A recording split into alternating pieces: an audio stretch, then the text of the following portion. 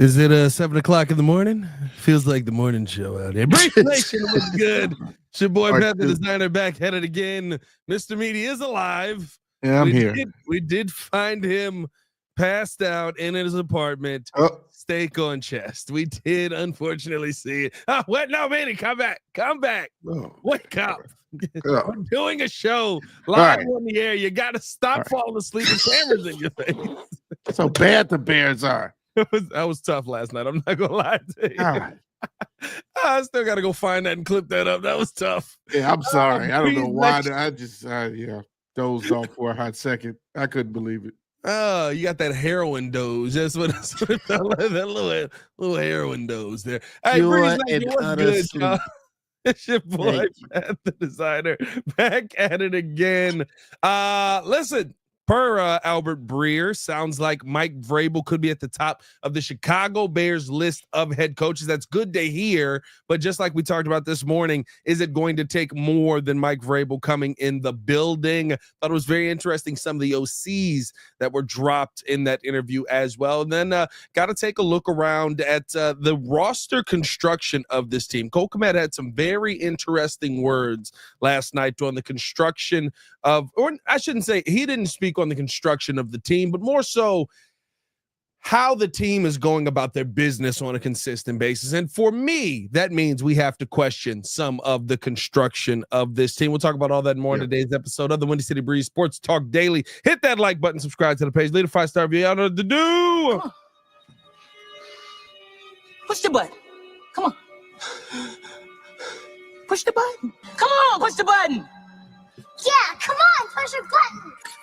You heard what she said. You heard what Sue Young said. Push the button. Stop there playing. We go. I like to start off the show with this. We got to up the ante. It doesn't sound like Kyle Shanahan's leaving. I have it on good authority per Alex is my name that Kyle Shanahan flies drones in New Jersey. Yo. That's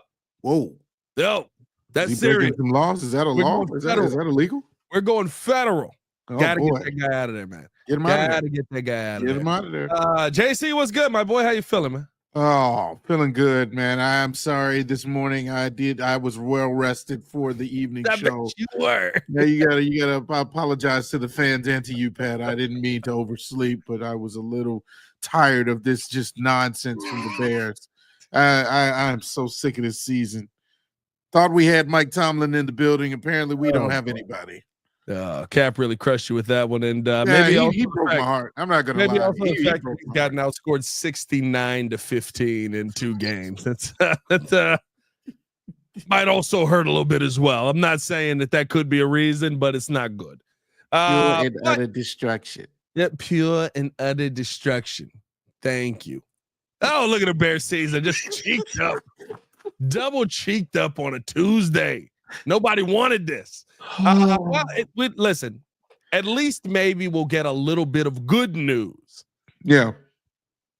I don't know about that. But per Albert Breer, he said this on Cap and J Hood this morning. Now, he did say he's not reporting this. He did say that this is not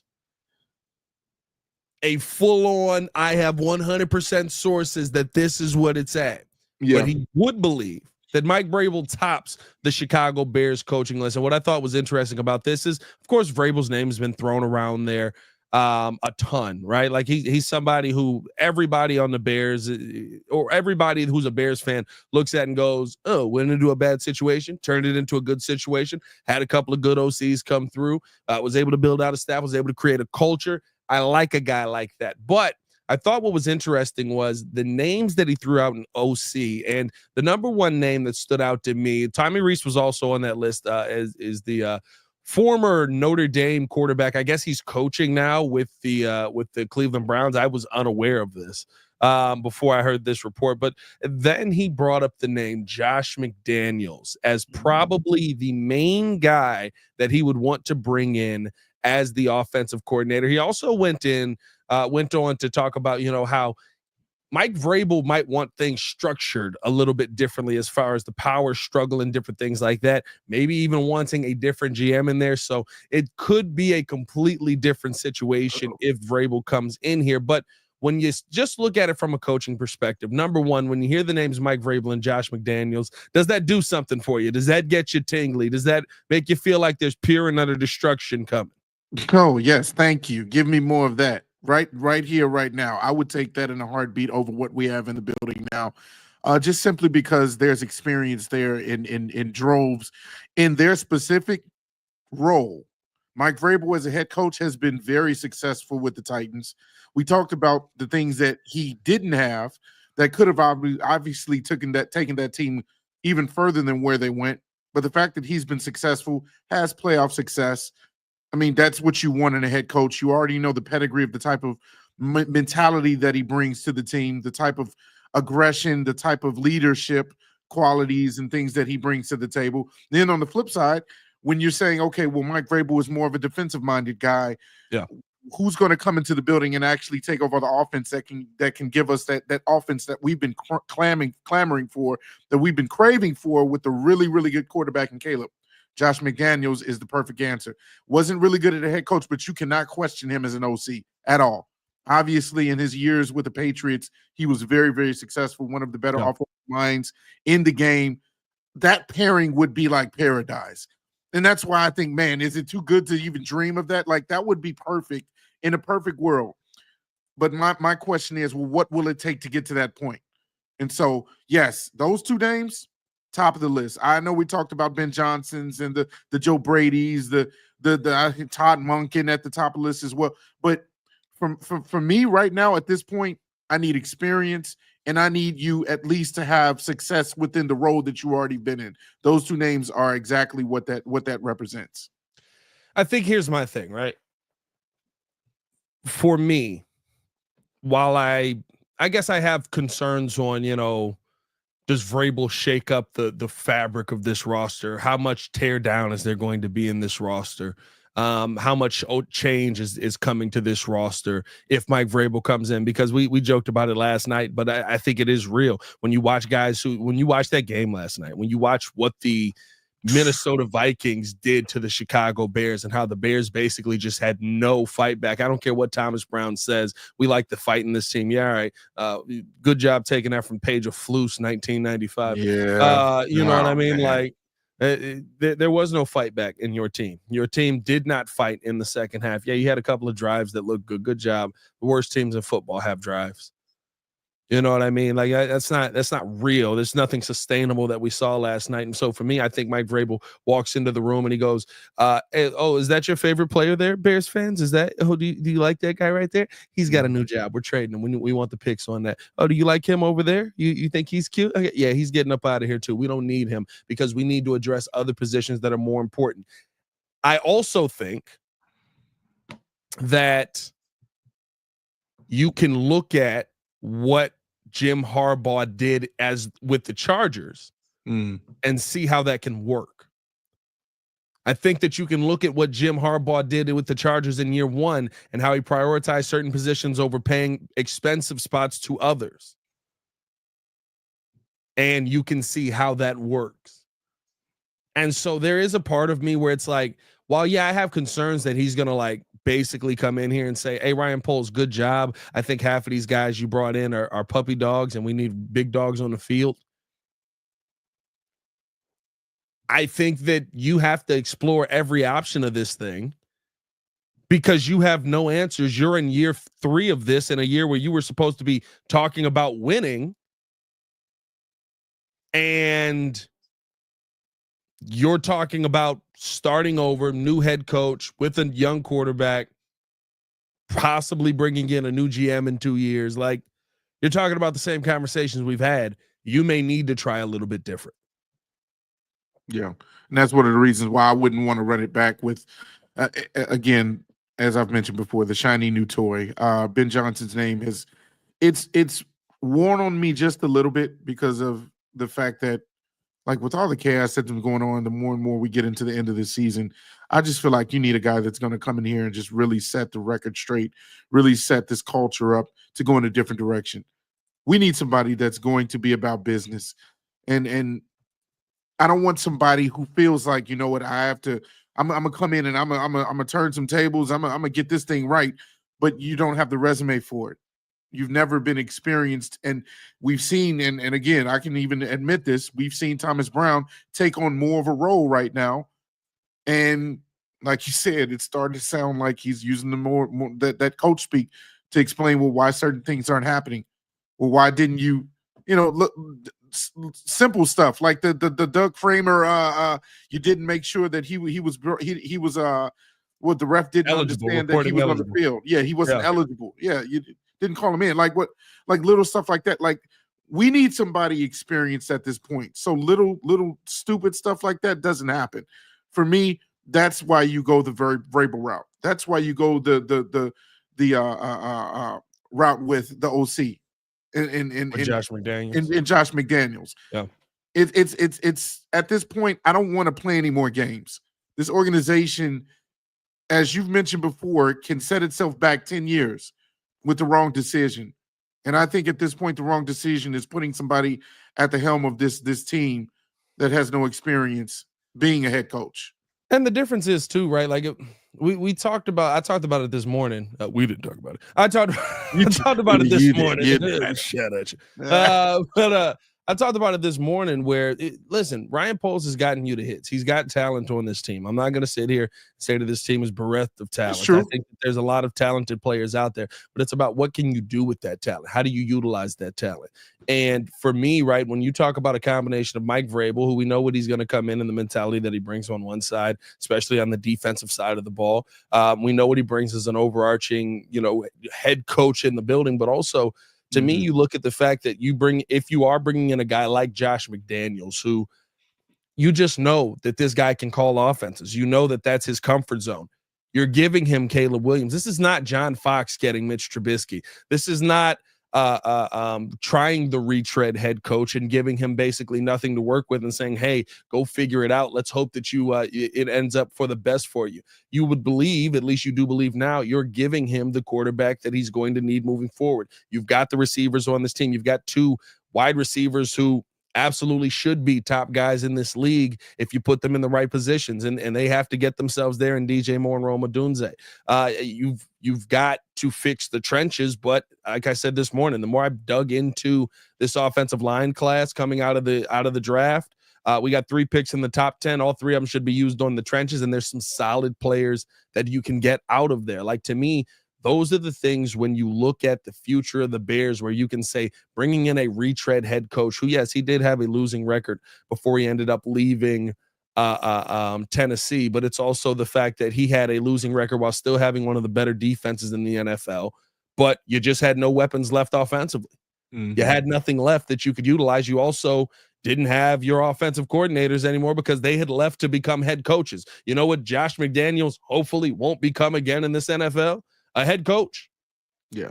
Like, I would fully think that there's not going to be another head coaching job for Josh McDaniels. Now, listen, we know how the NFL goes, right?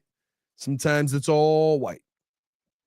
So there's always an opportunity to get another head coaching job. White. Yeah, you know what I mean? Absolutely. Yeah. But I would think if you've seen 2 stints of Josh McDaniels, you know, hey, this guy doesn't got it as a head coach, including one where he basically was like, I'm not going to do that, and then went back to be an OC yet again. I think he ended up getting a championship out of that berth. I think that was the Colts job.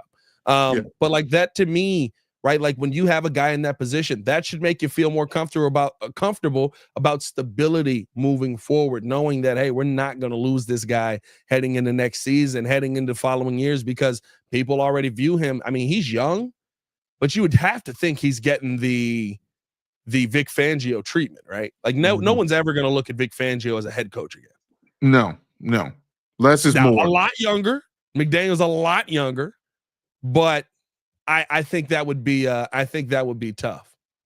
Yeah, those are the guys that you say less is more, because in their positions, man, and every time I hear Vic Fangio's name, I want to cry, because I absolutely loved that Bears defense under him. I felt like he was the perfect guy with that team, and I feel like he was the one that gave Nagy that Coach of the Year award, by the way.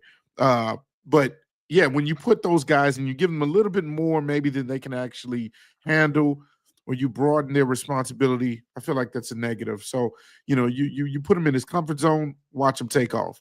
And so that's another reason why I have no problem with the Josh McDaniels. Everybody's saying, oh, well, he was a bust as a coach and a leader of men. Well, he's not going to be put in that position. You put Vrabel in that position, you allow McDaniels to be in the box or wherever he feels comfortable standing, calling this offense. That like I said, match made in heaven, in my opinion. Yeah, you've seen him call championship offenses, so I would love to see that. I think here's the thing too, right? Like I like this. Listen, and here's my big thing. You still got to interview everybody. Don't get locked in on a name. That's my thing. That's what I don't want to see the Bears do. I think that if this is the combination that you bring in, this is a great combination. This is a shake-up combination. And I asked this morning, JC. Shake it up. You would have heard it if you were there. You should. Do you believe that the Bears are simply a head coach away? Do you believe that the Bears are simply the right guy in the building? Because, right, well, listen, as bad as it has gotten this season, what did we say all year? Matt Eberflus cost us 10 wins in his time here. He cost us 10 dubs in his time here. Mm-hmm. 10 dubs is playoffs. Do you think that this Bears team is just a head coach away, or are you going to have to make some deeper changes to this organization, and you need a guy like Mike Vrabel to come in and be a part of that? I'll be honest with you. It's not many times I agree with somebody that roots for the Packers, but got to agree with Jimmy Hoffa. I think his comment of being delusional is absolutely spot on. Yes, that would be absolutely delusional to think that you're just an HC away with this organization. Absolutely not. I would say you're oh God, you're a cell of the team away. I wouldn't mind the McCaskies giving this organization to Jeff Bezos, if you know what I'm talking about. That's not gonna happen. So yeah, dang it. Yeah, like for me, no. It's so there's so many blind spots. There's so many things that you need to patch up. That's one of the biggest issues. But of course, we've talked about it even on the field, the offensive line, the trenches.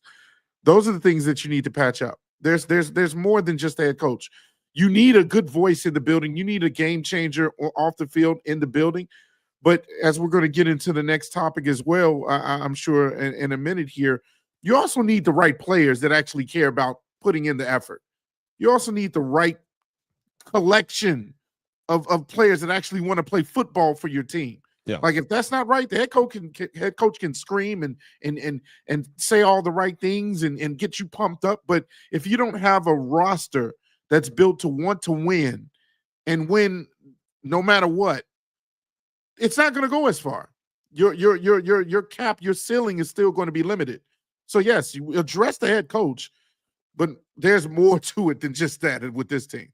You know what's funny though is that here's the thing. I think with this combination, when you hear from Albert Breer that Mike Vrabel tops the Bears head coaching list, if that is the case, I think Mike Vrabel will come in here and this team would win next year. I do. Win what? Just win games. I'm not saying a championship. You breathe, buddy. I'm not saying a championship. I think that they would come in and win next year. I do. Like you would be a team where we would go, oh, everybody's expectations would be 0. They would finally win 10 games. We'd be like, oh, snap, what the heck is this team? The reason I say that is because I think that you would bring in a staff that could get the most out of the talent. I think that you would bring in a staff that can develop a quarterback. We've seen Josh McDaniels, of course, be able to go out there and win. I think that you could develop a quarterback who could actually realize, oh, hey, I need to throw this football shorter. And I also think that you could develop an offensive scheme that doesn't have plays just streaking down the field where Caleb Williams has to wait 4 or 5 seconds for something to get done before it develops. I also think bringing in Mike Vrabel, you would, of course, address the trenches in the offseason. It's not like you're coming back with the exact same team. But what I don't believe is that the Chicago Bears would let that kind of voice in the building. What I don't believe is that the Chicago Bears want that kind of change. You want to know why? Because the Chicago Bears don't want that level of pushback. And I said this on the Chicago Bears podcast today. The best example of a coach having to push back on what his general manager did is something that we have on good authority with Kyle Shanahan. He had to walk into his GM and owner's office and go, "Hey, Doug, I hate to tell you this, but you know that dude you took last? He's the best quarterback on this team. I know you just paid one and you just traded a bunch of picks to go get one. Yeah, I can't play him." Mm-hmm. And the front office and ownership went, all right. Yeah, you're right. You got to. I don't like it. No, we just did all of this scouting. We just did all of this. You're telling me my top quarterback in Trey Lance, he can't play? Yeah, he can't play, dog. He's not it. This Brock guy that you took last in the draft while you were like taking a dump on the toilet and like walked out, little toilet paper still in there. You know what I mean? That's the dude that you pick like him. Yeah, he's the best quarterback we got. Like, to me, that level of pushback would not be accepted here in Chicago. Because that's not an easy meeting to have. It's easy to say, like, when you hear him interview about it and he's like chuckling. Imagine what really went on in that office. Mm-hmm. That's a ridiculous level of pushback that would never be accepted in this building. And you know who's the coach on this list that will give you that pushback? It is Mike Vrabel. So I do believe that if you went out and you got a Vrabel, you could turn this thing around a heck of a lot quicker than most Bears fans believe you could right now. I think that there's enough talent on this team for you to do that. I also think that's not the path that the Chicago Bears would ever think of taking this offseason. While I love the fact that Vrabel is at the top of the Bears list, the Bears are not the brightest organization, and oftentimes the list is upside down. So they just haven't flipped it over where Vrabel's actually at the bottom. Uh-oh. So who's at the bottom of our list now?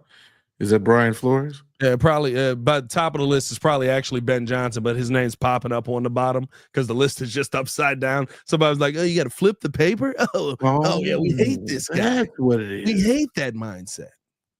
No, I'm right there with you when it comes to the pushback, the reality, and that's what I said. It's not just on the field that you need guys that are taking accountability. You don't need just head coaches that are going to be culture changers. The organization from the top needs to have that same mentality. We have a soft organization. I'm gonna just say it just like that. We have a very soft-minded organization. If you are scared of having those real, genuine, sometimes difficult conversations where the people that are under you in role maybe have to come to you and say, "Hey, you're not making the right decision. We need to go this route." Are you willing to hear that? Or are you willing to save face and say, "You know what? Well, we put a lot of money into this person, so we're going to keep going this route. We're going to keep strolling Nate Davis out there. We're going to keep, strolling whoever else we paid out there, even though maybe we need to go a different route. We need to look for a different coach a long time ago." Like, those are the decisions that affect a team in the long term. As you said, that can set an organization back very, very far. Yeah. And that's why I said that jokingly, the McCaskies need to get out of the way. I still don't think they've gotten out of the way. And what in the world was George doing at the game the other day? I don't know. What is he going to do at the Minnesota game? What is he, scouting? I don't know what he's there for. He can't go watch his team, dog? No, he can't go watch the team. If I own the team, you're not finna tell me I can't pull up and watch my team. Like, I'm sick of it, man. Don't show him on the cam there. Like, there's no point. Like, I'm not gonna lie though, how loose that jacket was infuriated me. I didn't that to me. The jacket was a little, tighten that thing up there, George. It feels like he was tucking beers in the jacket. It feels like he was like sneaking beers in, like he couldn't pay for the beers at the stadium. This beer prices are outrageous. And he's like going around to Vikings fans asking them what do they think we need to do with the organization. Just like he goes into the parking lot all the time. He probably is going around the Minnesota stadium asking Vikings fans, "So what do you think the Bears need to do to actually change?" Fire you! Oh no! Oh! Golly, man. Oh man, it's ugly right now, Bears fans. It's ugly right now. It's going to continue to be ugly. And listen, this is our life. Yeah, like it's so funny to me because realistically, we're going to sit here all offseason. We're going to come up with solutions, and you have to look at who the Bears are at the fabric, at their core. The Bears haven't had 3 winning seasons since the 80s. The Bears haven't had 3 winning seasons in a row since the 80s. You have to look at who this team. You're an organization of losers. There is no. We're so far removed from the charter franchise moniker. There we go. Monocles are the glasses thing. Yeah. Oh, you need that too because they need to see. You're so far from the charter franchise moniker that you believe it to be, especially with these young players. These young players don't know the history. They're not worried about the 85 Bears. They weren't born. And you tried to fill that out by going out and getting players who were from Chicago, who of course we're so ingrained in it. It's all we know. Yeah. But they're not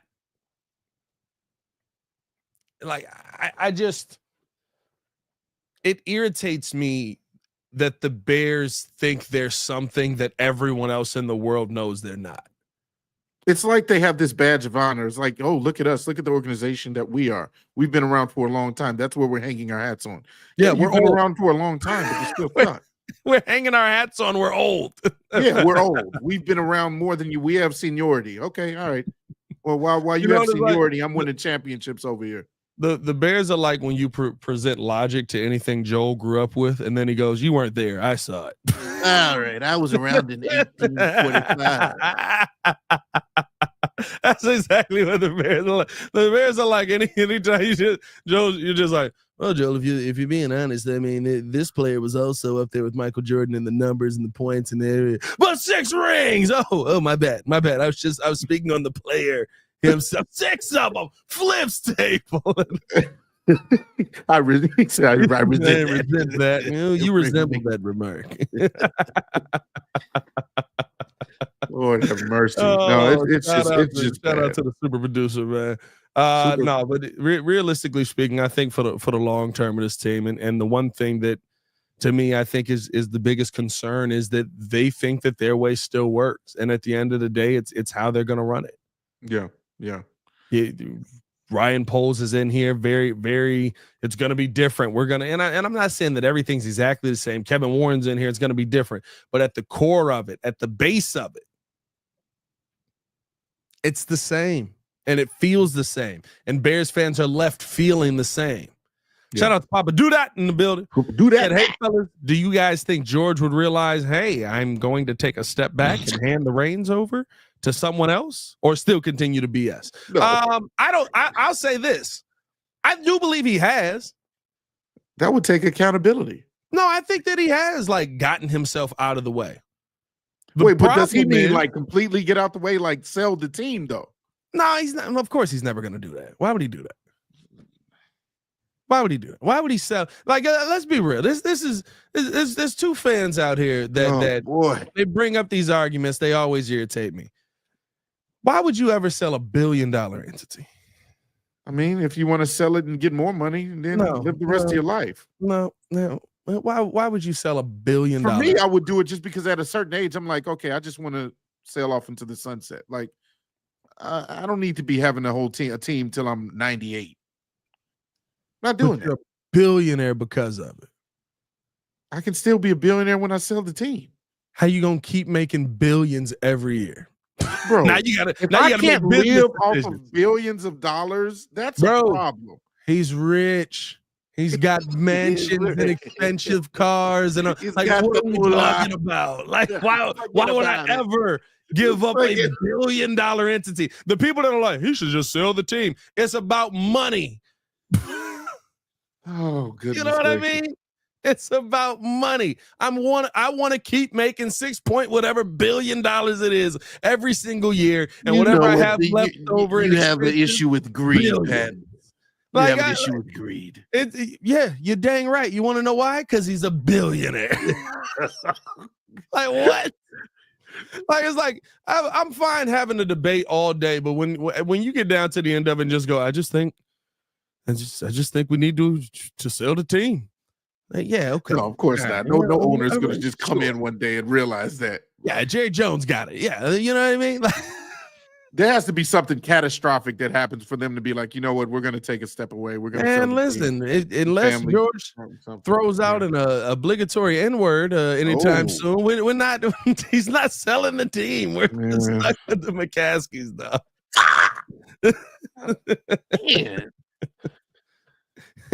Sell the team. I'm trying to sell him on this offense. Can I stay with you?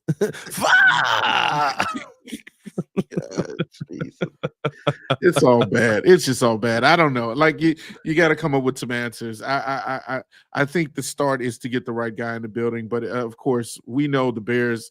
They're going to find a way to Bears this up some kind of way. That's what I'm scared of. I'm scared that if we get the right head coach in here, we get the right OC in here, and we do get that pairing, that dream pairing of the right defensive mind and the guy that can create a whole bunch of nice looks on offense. And Caleb just he reaches his ceiling. Yeah.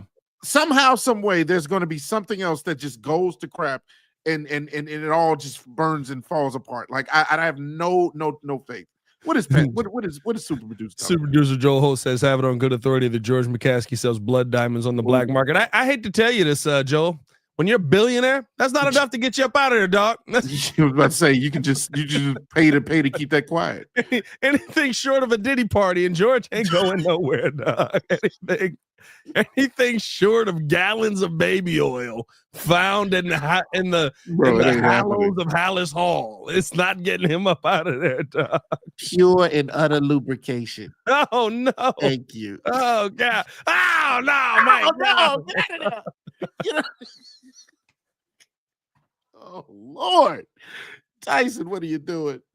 Oh, that's tough after lubrication was thrown out there. I appreciate y'all for tuning in and showing love, man. We're going to take a quick break to listen into a word from our sponsors. Yeah, we got 187 in the building, only 39 likes on the video. Hit that like button, subscribe to the page. We also got 120 over on the YouTube side, man. Hit that retweet. On the Twitter side, hit that retweet button, man. Appreciate y'all for tuning in and showing love. Take a quick break, listening to a word from our sponsor. When we come back, do the Bears have more than just a talent issue on this team? We'll talk about that coming up next. Appreciate you guys for tuning in and watching the show. Today's episode of the podcast is brought to you by Aura. Have you ever done a Google search on your own name? You'd be surprised what pops up. Your full name, email address, home address, health records, your relatives. It's all out there. And that's why I've been using Aura, the sponsor of today's video. Aura shows me which data brokers are selling my information and automatically submits opt-out requests just for me. Cleaning up my information not only helps reduce the amount of spam I get, but it protects me from hackers who could use that information to help them access my social media, bank accounts, and other sensitive information. It's really simple to set up. I don't have to download several apps or go to things like antivirus, VPN, password management, parental controls, identity theft, but you can get all of that in one place with Aura. I get everything at one affordable price as well. You may already have one or two of these tools, but not having Aura is like leaving the front door locked while leaving the back door and windows wide open. For you to be able to take advantage of Aura, we got a special deal for you here today. Stop data brokers from exposing your personal information. Go to my sponsor at https:/aura.com/the Windy City. Again, that is aura.com/the Windy City to get a 14-day free trial and see how much of your information is being sold.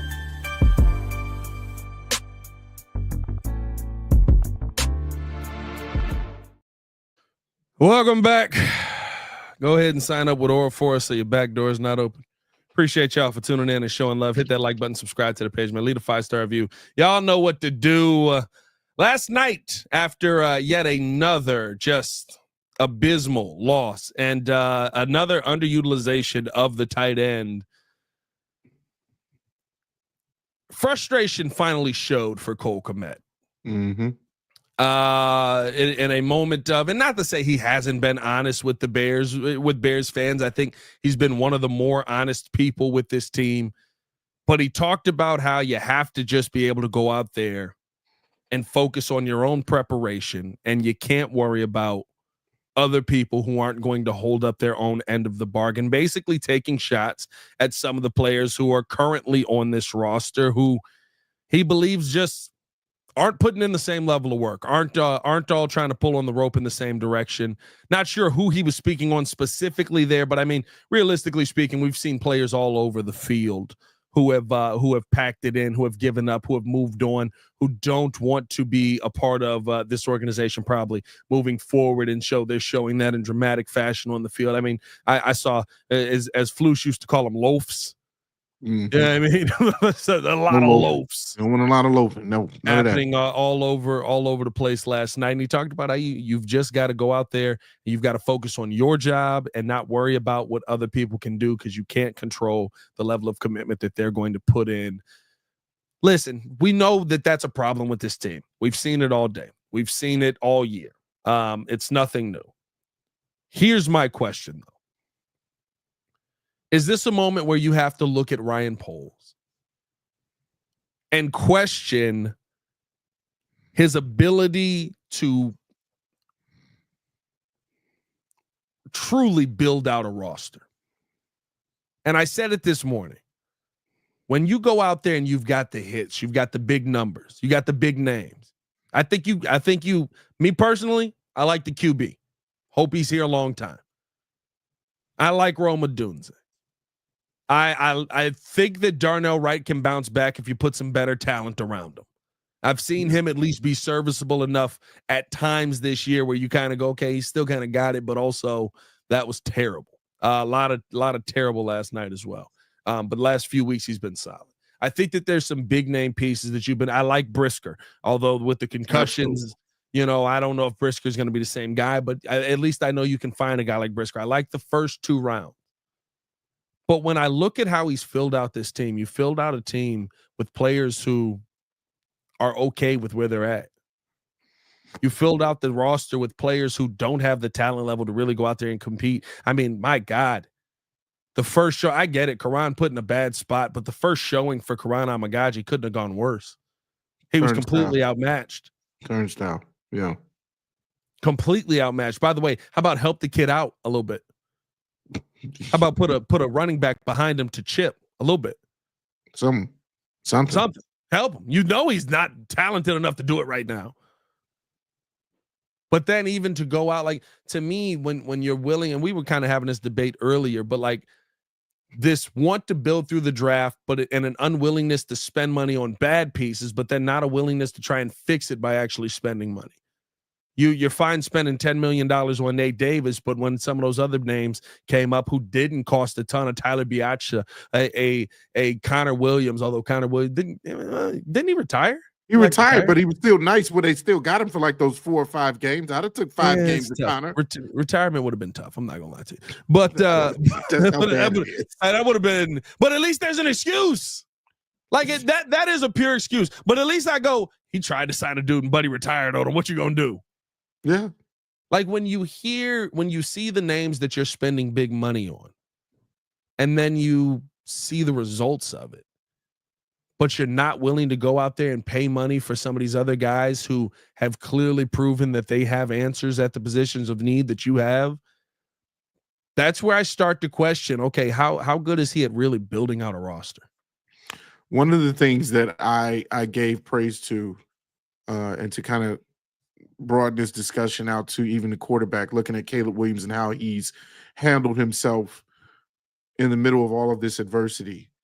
And the fact that every time you hear him get up on the podium, you see how much he's going through. You even saw it, especially this game. The man was bent over and almost slouched over, just in pain, just agonizing. But every time he gets in front of the media, he always has a certain sense of mental fortitude or mental strength that you didn't think he had. I say that because I feel like when Ryan Poles evaluates talent, I'm not sure if that's part of his evaluation process. I'm not sure if that's one of the things that he keys in on, is how mentally tough some of these prospects or these players are. When the going gets tough, are you going or are you going to get more tough? And that's my thing with this roster. When Cole Kmet by the way, the second time he said this, because he mentioned this before in his 85 podcast weeks ago, where there's probably a little bit of an issue when Eberflus was still here, and he's saying, in practice, sometimes you got some guys that aren't really going all out and going 100%, and you just got to worry about yourself. He's saying that again. He's bringing that out again. We have a head coach change, and you would think that all the players are at the very least going to try to play for this new guy, to make the new guy look good, because it's not his fault that this season went down in flames. But we're still having an issue of preparation and effort and desire and try-hardness. This is the game of football. Football is all about how much effort and violence you put into the game. Violence. 400%, you're going to suck. Yeah. So that's why we're at where we're at. Cole Kmet said, hey, you know what? At this point, I'm going to worry about Cole Kmet. I'm not getting enough touches anyway. I'm going to worry about me. Yeah. What did he say? Here we going back to the movie, the Titans. Remember the Titans? Yeah, he said, no, I'm going to do me and I'm going to get mine. Attitude reflect leadership, coach. Like that's where it's at this point. Everybody's like, all right, we're almost in Cancun time. Like, it's vacation time. We're not getting into the playoffs. I might as well worry about myself now, because this team clearly is not on the same page when it comes to the level of preparation, the level of at least wanting to win, some sort of pride. That's the thing. Where's your pride at? When you know you're in a season that sucks, do you have enough pride to go out there and try to win a game? Or are you saying, you know what? Season's lost. I'm just going to kind of wipe my hands clean and just not get hurt. Yeah. Okay. No, and listen, I told you guys before that, when I was in the locker room, there was some players who I shouldn't say players. There was one player in particular, and I'm not going to drop his name on here, but, it was kind of like a, hey, how you doing conversation. And it turned into like this outburst of, I'm going to do me. God got me, and I'm going to get mine, and I'm going to make sure I'm ready, and this is what we going to do, and it is what it is. And the very attitude that you would think Cole Kmet is talking about. I've seen it in person in that locker room, and, that's one of those things where you kind of look back on it and go, oh, okay. And you just tuck it away. It's not, it's could have been a bad day, could have been a bad moment, could have been a tough time. You just tuck it away, put it in the pocket. Okay, I'm gonna remember that. It's in a Rolodex. And then you see the play on the field and you go, oh, okay. Mm-hmm. Yep.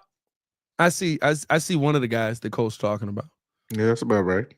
You know what I mean? Because it really is as J-Mac said, you got one foot on the field, you got one foot in the sand.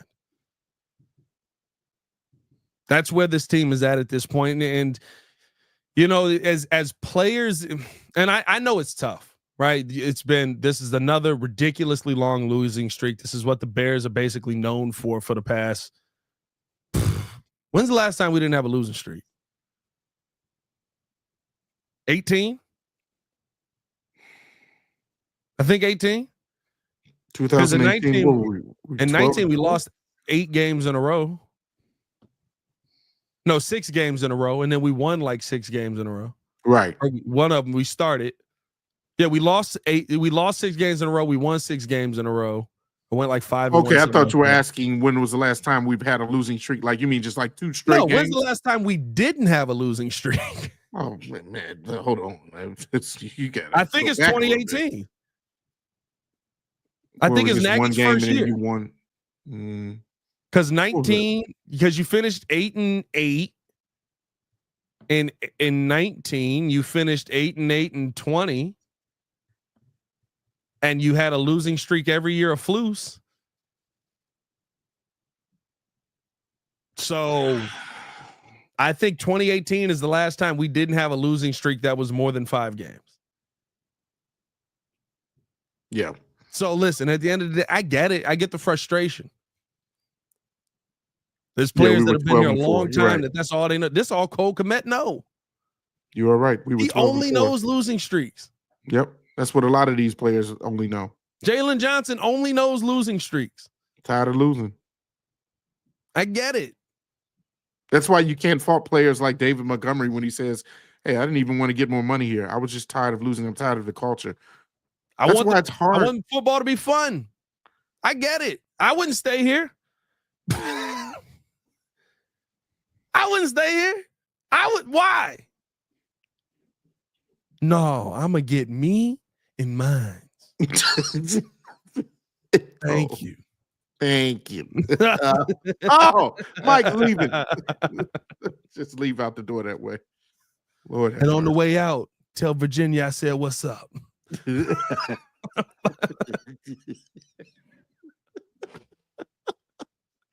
It's horrible, man. It's so funny we can laugh about it. A little aggressive call. I don't think we need to go that far. Like it's funny. It's like the stages of grief. We've accepted it and we're laughing about it now. Like that's where we're at as Bears fans. It's comedy. This can turn into a show. This should be a Hard Knock show every year for the Bears. That's just a horror film. It's a horror film, bro. It's like you know what's about to happen. They're gonna get caught in some corner in some classroom and get stabbed to death. Like there's no way out. There's no way out. Some corner of the classroom. You had a working car right there. You should have took. Why don't we just get in the running car? Are you crazy? Let's go to the shack with a bunch of what do you say, chains or something, whatever you said. Why don't we hide behind the wall of chainsaws? When you're in a horror film, you don't make good decisions. No, that's exactly what this is, man. That's exactly what being a Bears fan is. Just in a horror film, you don't make good decisions. Nope.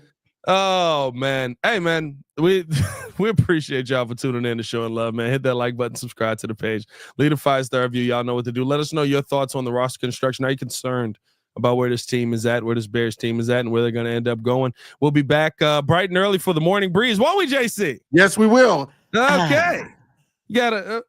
Oh, that's the wrong button. Hold on. There you go. There you go. I'm sorry, guys. What button did I just hit? Let's go Bulls. Oh, let's go Bulls. Oh, Bulls won last night. Bulls won last night. Murray. There's your Bulls update. There's Bill Murray. A little Cubs update, I guess.